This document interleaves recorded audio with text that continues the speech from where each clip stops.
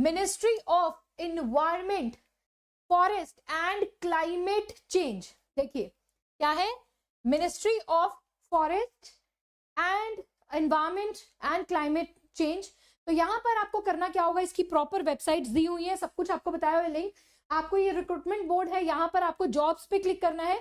तो आपको इस तरीके से अपना, अगर आप न्यू यूजर होंगे तो इसका रजिस्ट्रेशन लिंक दिया हुआ है, आपको न्यू यूजर रजिस्ट्रेशन करके यहाँ पर अपना पूरा जो डिटेल्ड आपका एडवर्टीजमेंट है उसके हिसाब से सारी चीजों को आपको अपलोड करना है और अपने फॉर्म को अप्लाई करना है।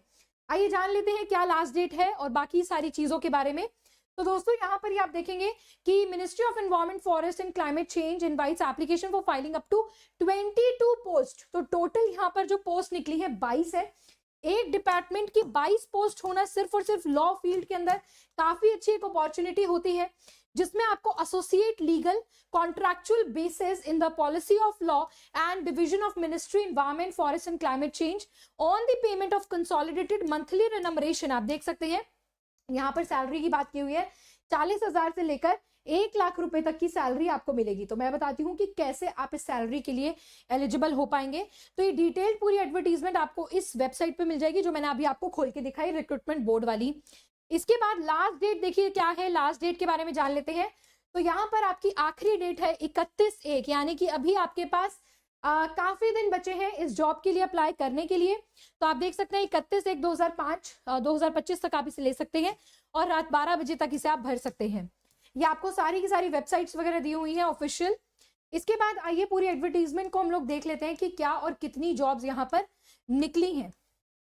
ठीक है, आइए यहाँ पर आपके देखेंगे engagement for 22 associates legal under policy of law and division. जो आपका डिपार्टमेंट होगा, अंडर सब डिपार्टमेंट होगा, वो पॉलिसी और लॉ डिवीजन होगा एनवायरमेंट क्लाइमेट के, मतलब इस डिपार्टमेंट के अंदर। अब आप देखेंगे applications invited for 22 associates legal in policy and law division this. Salary again यहाँ पर लिखी हुई है। इन केस अगर ये वैकेंसीज बढ़ती हैं तो आपको यहाँ पर पता चल जाएगा, ऑफिशियल उसमें आ जाएंगी। अब देखिए क्वालिफिकेशंस, एलिजिबिलिटी देख लेते हैं। तो सबसे पहले एक पोस्ट यहाँ पर आ रही है एसोसिएट लीगल की, ग्रेड ए। ग्रेड ए आप देख रहे होंगे। तो यहाँ के लिए आपकी LLB होनी चाहिए, इक्विवेलेंट टू रिकॉग्नाइज्ड यूनिवर्सिटी और बार काउंसिल ऑफ इंडिया का आपका exam, and experience of more than 1 और अप टू 2 years। यानी कि अगर आपने अपना एग्जाम दे दिया है, पिछले साल दिया है, तो अगर आपके पास 1 साल का भी एक्सपीरियंस है तो आप इस जॉब के लिए अप्लाई कर सकते हैं। और आपकी सैलरी महाना कितनी होगी, 40,000 रुपए होगी। देखिए, और एनरोल्ड होना चाहिए आपका state bar council under the provision of advocates act. आपका प्रॉपर एनरोलमेंट वगैरह सारी चीजें होनी चाहिए। प्लस मैंडेटरी नहीं है, डिजायरेबल है, जो आगे मैं आप लोगों को बताने वाली हूँ। मैंडेटरी होता तो होना ही चाहिए, डिजायरेबल अगर वो कह रहे हैं कि अगर आपको एक्सपीरियंस है environment, forest, biodiversity, wild life, इनके केसेस अगर आपने देखे हैं, यहाँ पर अगर आपने प्रैक्टिस की है तो और भी बढ़िया बात है। यानी कि आपको प्रायोरिटी दे दी जाएगी उस कैंडिडेट से जिसको ऐसे एज सच एक्सपीरियंस नहीं है। अदरवाइज किसी भी कैंडिडेट में नहीं होगा तो आपका चुनाव, आपका सिलेक्शन यहाँ पर हो जाएगा। Good evening everyone. ठीक है, एंड पोजेसिंग अ डिप्लोमा, या आपके पास कोई डिप्लोमा हो, सर्टिफिकेट हो कि आपने कुछ ऐसे सब्जेक्ट्स करे हैं। ठीक है, या आपके जो LLB में थे, आप ये भी मेंशन कर सकते हो कि आपने जो लॉ करी उसके अंदर आपने एनवायरमेंट लॉ को बहुत अच्छे से पढ़ा है, आपने कोई थीसिस लिखी है, आपने कोई डिबेट्स की है, कोई भी आपके पास इससे रिलेटेड अगर डिप्लोमा, सर्टिफिकेट्स कुछ भी हो तो आप उसको भी यहाँ पर दिखा सकते हैं, अपनी क्रेडेंशियल्स को स्ट्रॉन्ग कर सकते हैं। अगली जॉब आप यहाँ पर देखेंगे स्टूडेंट्स, अगली जॉब यहाँ पर ये देखिए, ये देखेंगे आप legal associate B, grade B की जॉब है। ग्रेड बी मतलब लेवल बी, सॉरी। तो यहाँ पर आपको क्या होगा, देखो जितने आप आगे बढ़ते जाएंगे उतनी आपकी सैलरी इंक्रीज होती जाएगी। तो आप देखेंगे recognised university, more than 2 years और अप टू 3। अगर आपको 2 या 3 साल का अगर आपको एक्सपीरियंस है तो आप इस जॉब के लिए एलिजिबल है। और यहाँ पर आपकी जो सैलरी हो जाएगी 50,000 रुपए हो जाएगी। प्लस सेम आपका EIB क्लियर होना चाहिए, डिजायरेबल वही आपके सारी चीजें, अगर आपके पास कोई एक्सपीरियंस है, आप ऐसे केसेस हैंडल करते हो, डिप्लोमा है, सर्टिफिकेट है, वो सारी चीजें आपको बढ़ेगी। बस केवल एक्सपीरियंस बढ़ रहा है, उसके साथ सैलरी बढ़ रही है। अब सी में देखिए, आपका experience 3 up to 4 years 60,000 salary, बाकी सेम है। उसके बाद डी आपका 4 to 5 years 70,000 रुपए सैलरी आपकी है। इसके बाद आप देखेंगे यहाँ पर ई में आपका एक्सपीरियंस 5 से 6 साल है तो 80,000 रुपए सैलरी, प्लस अगर आप 80,000 रुपए सैलरी है प्लस आपके पास अगर LLM है तो अच्छा है, ठीक है, प्लस आप एनरोल डिजायरेबल, तो यहाँ पे LLM वाले भी होने चाहिए जिन्होंने experience of more than 2 years किया है। चलिए आगे चलते हैं। यहाँ पर F तो आपका देखिए 6 से 7 साल, 90,000 रुपए सैलरी, और मास्टर्स डिग्री होनी चाहिए यूनिवर्सिटी से, recognised Bar Council of India, और यहाँ पे भी आपका एक्सपीरियंस 3 इयर्स होना चाहिए अगर आपने LLM भी करी है तो। आगे देखेंगे, अगर आपको कोई भी क्वेरी है इस पर्टिकुलर जॉब से रिलेटेड, वैकेंसी से रिलेटेड, तो do let me know in the comment section below, मैं आपको सारी चीजें यहाँ पर बता दूंगी और क्लियर कर दूंगी। इसके बाद G है तो आप देखेंगे यहाँ पर आ गया है आपका, अगर एक्सपीरियंस मोर देन 7 इयर्स है तो आपकी सैलरी यहाँ पर 1 लाख रुपए हो जाएगी, और LLM अगर आपने LLM करी है तो आपका 4 साल का एक्सपीरियंस होना चाहिए, प्लस ये डिजायरेबल अगर आपके पास कोई डिग्री, सर्टिफिकेट, डिप्लोमा वगैरह हो, आपकी स्पेशलाइज सब्जेक्ट हो, या एटलीस्ट कोई आपने एक लीगल रिसर्च पेपर भी लिखा हो।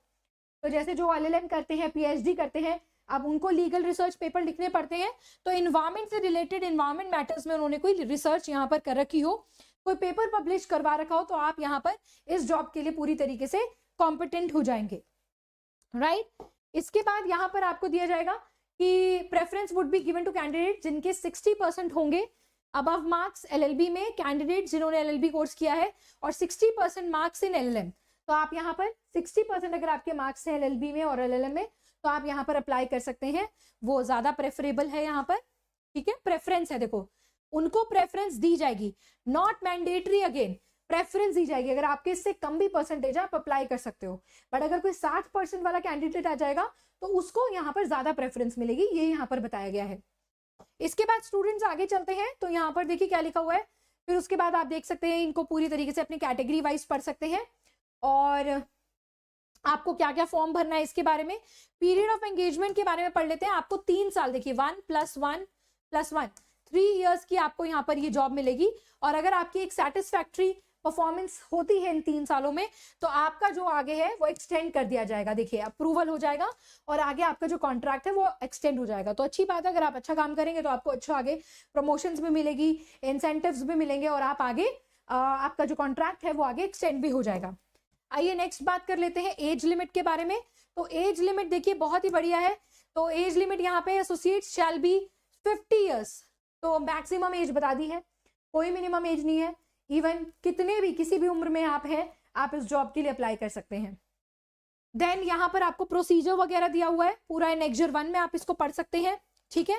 केवल अभी आपको अप्लाई करना है, और यहाँ पर देखेंगे आपको कॉम्पोजिशन वगैरह दिया हुआ है, अलाउंसेस हैं कि आपको ये देखो क्या क्या मिलेगा आपको, कोई भी यहाँ पर medical reimbursement shall not be entitled to any allowances such as DNS allowance and this ये नहीं मिलेगा आपको। लीव, छुट्टियों के बारे में दिया हुआ है, एनुअल इंक्रीमेंट, अगर आपने अच्छा किया तो आपका एनुअल इंक्रीमेंट के यहाँ पर लिखा हुआ है, इंसेंटिव मैंने आपको बताया, और आपको किसी भी इंटरव्यू में आप आते हैं, इसको फॉर्म को भरते हैं और इंटरव्यू में आपको बुलाते हैं तो आपको किसी भी प्रकार का TADA नहीं दिया जाएगा, डेली अलाउंसेस वगैरह, ट्रैवलिंग अलाउंसेस नहीं दिए जाएंगे, तो उसको क्लियर किया हुआ है यहाँ पर। और फिर आगे चलते हैं, आउट स्टेशन ट्रैवल और हेडक्वार्टर, अटेंडेंस, वर्किंग, ये सब आप पढ़ सकते हैं। Notice period, conflict of interest कि आप कहीं और काम नहीं कर सकते, उस चीज के बारे में लिखा हुआ है, और आप यहाँ पर जाकर इसको 31/1 तक क्या कर सकते हैं, अप्लाई कर सकते हैं, ठीक है। और क्या क्या आपके डॉक्यूमेंट्स यहाँ पर होंगे, एनेक्जर 1 के अंदर आपको दिया हुआ है, कितने डॉक्यूमेंट्स, कौन सी जो फाइल है उसकी क्या साइज होनी चाहिए, कितने KB का होना चाहिए, वो टोटल आपको यहाँ पर MBs का होना चाहिए, वो यहाँ पर आपको दिया हुआ है, आप इसको अच्छे से पढ़ सकते हैं। अगर आपको कोई भी प्रॉब्लम आती है तो मैं आपको बताऊंगी, देखिए ये आपको दिया हुआ है पूरा, आप कौन सी पोस्ट के लिए अप्लाई कर रहे हैं, टिक लगा दीजिएगा, नाम, पता, एड्रेस, फिर एलिजिबिलिटी क्राइटेरिया, ये सारा देखो आपको फॉर्म दिया हुआ है, आपको बस भरना है आपकी एलिजिबिलिटी के अकॉर्डिंग, और फिर आपको इससे क्या करना है, PDF बना के आपको इसे अपनी जो वेबसाइट है वहां पर आपको अपलोड कर देना है। फिर ये आपका सारा वर्क एक्सपीरियंस वगैरह के आपके फॉर्म्स है, टोटल यहाँ पर आपको फॉर्म्स दिए हुए हैं, और बहुत ही आसान तरीके से आपको सब कुछ बताया हुआ है। आप लोग इसको क्या कर सकते हैं, 1 सेकेंड, हाँ, तो आप लोग इसके लिए अप्लाई कर सकते हैं।